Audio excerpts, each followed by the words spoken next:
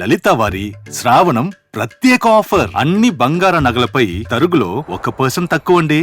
Diamond జ్యువెలరీకి carrot కు 5,000 తక్కువ అండి. ఇతర షోరూంల ఆఫర్లతో పోల్చి చూడండి. నగలు అలాగే కొనాలండి.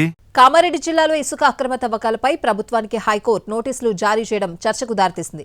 అక్రమ మైనింగ్ వ్యవహారంపై ఇప్పటికే విచారణ నిర్వహించిన సర్కార్ 5 అవుట్సోర్సింగ్ ఉద్యోగులను తొలగించడంతో పాటు కాంట్రాక్టర్లను బ్లాక్ లిస్టులో పెట్టింది.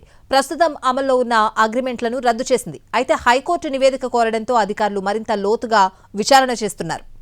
కామారెడ్డి జిల్లా బీర్కూరు శివారు మంజీరా నదిలో అనుమతులకు మించి ఇసుక తవ్వకాల వ్యవహారం హైకోర్టుకు చేరింది.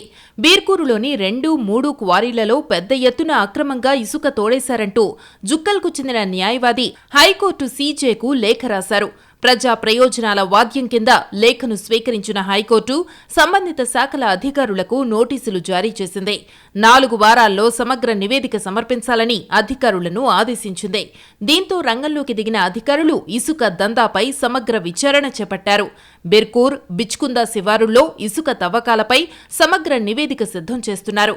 4 వారాల్లో కౌంటర్ దాఖలు చేయాల్సి ఉండడంతో అధికారులు క్షేత్రస్థాయిలో విచారణ జరుపుతున్నారు. గత ప్రభుత్వ హయాంలో మంజీరా పరీవాహక ప్రాంతం నుంచి పెద్ద ఎత్తున ఇసుక అక్రమ రవాణా జరిగింది. ప్రభుత్వ పనుల పేరుతో అక్రమార్కులు ఇసుకను తోడేశారు. రోజుకు 25 నుంచి 30 లక్షల వరకు ఇసుక వ్యాపారం జరిగినట్టు ఆరోపణలొచ్చాయి. ఈ క్రమంలో జుక్కల్ ఎమ్మెల్యే తోట లక్ష్మీకాంతరావు తన నియోజకవర్గంలో జరుగుతున్న అక్రమ ఇసుక తవ్వకాలపై ప్రభుత్వానికి ఫిర్యాదు చేశారు.